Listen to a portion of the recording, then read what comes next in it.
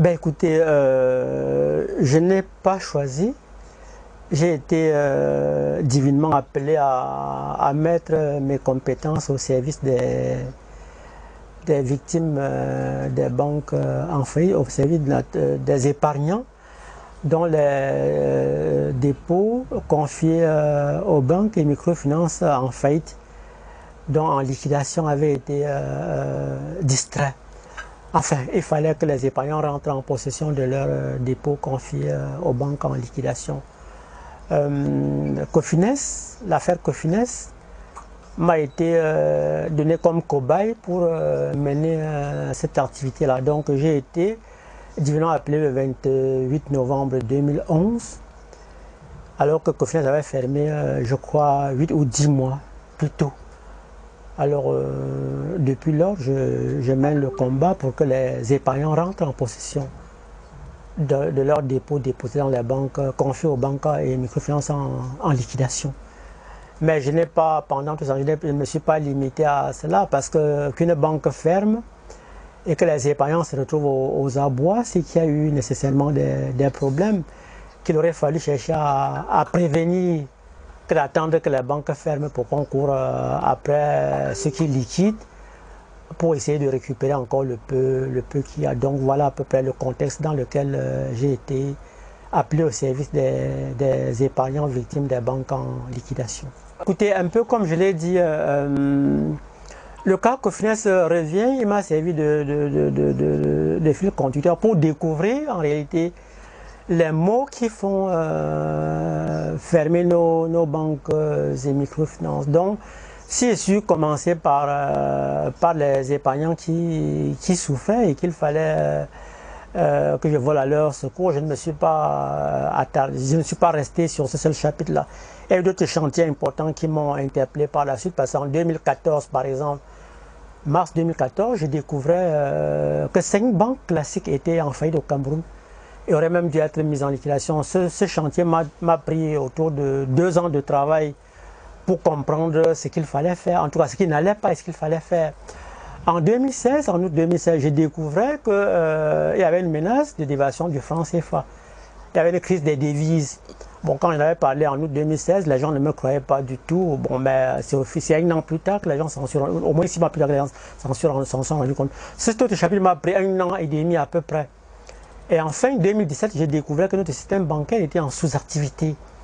Donc pendant les 10 années, j'ai eu à peu près 4 grands chantiers sur lesquels je travaille. C'est dire que je ne suis pas resté seulement à l'affaire Cofines. Sinon, je pense que jusqu'au jour d'aujourd'hui, les épargnants de Cofines qui avaient confié autour de 17 milliards de francs CFA de leurs économies à cette structure ne sont pas rentrés à plus de 2 milliards de francs de leurs dépôts. Ce qui est triste parce que au moment où la banque fermait le 18 février 2011, il y avait rien que dans la caisse presque 1 milliard de francs CFA en espèces. Il y avait dans une dizaine de banques classiques ici au Cameroun, essentiellement à Douala d'ailleurs, autour de 4 milliards 176 millions de francs CFA. 900 millions plus 4 milliards 176 millions, ça fait 5 milliards de francs. Pour dire que si jusqu'à aujourd'hui, les épargnants n'ont pu rentrer qu'à peu près à 2 milliards en grossissant le chiffre de leur dépôt, ça relève, cela révèle la situation extrêmement tragique dans laquelle ces épargnants se trouvent, parce que dès le lendemain de la fermeture de la banque, on aurait pu les appeler et leur restituer au moins les 5 milliards. Or, entre-temps, il y a eu il y avait, je crois, en créance, les crédits qui avaient été accordés, donc il fallait procéder au recouvrement, il y avait autour de 11 milliards, me semble-t-il. Bon, qu'est-ce qu'on a recouvré entre-temps? Les immeubles qu'il fallait réaliser et mettre dans la caisse et rembourser aux épargnants. Qu'est-ce qu'il y a? Je crois qu'aujourd'hui, on en parle presque plus. C'est ça même qui révèle la tragédie du système bancaire auquel nous sommes confrontés, auquel nous sommes exposés, auquel les épargnants sont exposés, les entreprises aussi. Parce que quand il faut disséquer, comprendre l'origine du mal, c'est une tragédie que nous vivons. Parce qu'il n'y a pas que les épargnants qui en souffrent, réellement parlant, il y a les entreprises aussi. Donc, pour rester à votre question, je ne pense pas que plus de 2 milliards de francs CFA ait été restitué à ses épargnants jusqu'au jour d'aujourd'hui. La seule chose que j'ai pu déjà vous dire, avant que vous ne continuiez avec l'interview, avec cet entretien, c'est que ce que nous avons découvert et qui est extraordinaire en mars 2013, c'est que le chef de l'État en 90, plus exactement le 27 avril 1990, avait pris une ordonnance, l'ordonnance numéro 003 du 27 avril 1990, portant conditions de liquidation des banques. Ça, c'est l'article 1er qui le dit. Mais l'article 2 dit, ce qui est extraordinaire, que la liquidation des banques s'effectue dans le cadre amiable, selon des dispositions qui dérogent au droit commun et sont exclusives de tout autre mode de liquidation. Bon, ça c'est ce qui est dit par rapport au texte. Maintenant, les articles 3 et 4 et suivants d'ailleurs, de là il ressort que quand la banque ferme, les épargnants doivent obtenir restitution de l'entièreté de leur dépôt avec les intérêts.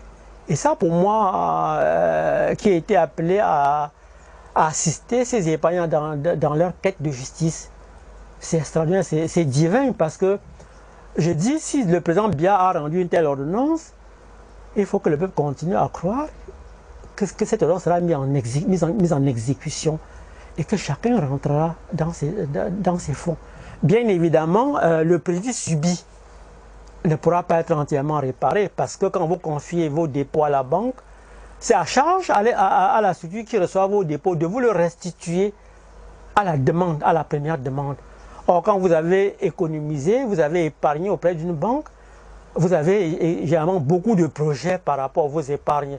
Ce qui signifie que quand vous demandez restitution et qu'on ne peut pas vous restituer, vous en subissez nécessairement un préjudice. J'en ai connu tellement, je ne peux pas vous raconter ce que les victimes ont eu à me rapporter. Je crois que par rapport à la commémoration de ce qui se passe aujourd'hui, cette fermeture-là, vous voulez juste savoir à peu près où on en est. Sinon, ce que j'ai connu avec ces gens-là, c'est vraiment l'horreur.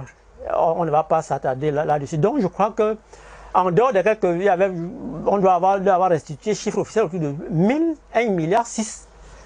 Bon, j'arrondis pour dire qu'ils ont reçu moins de 2 milliards. Alors, s'il y avait des espèces gardées quelque part, c'est ce qu'on a dû détourner.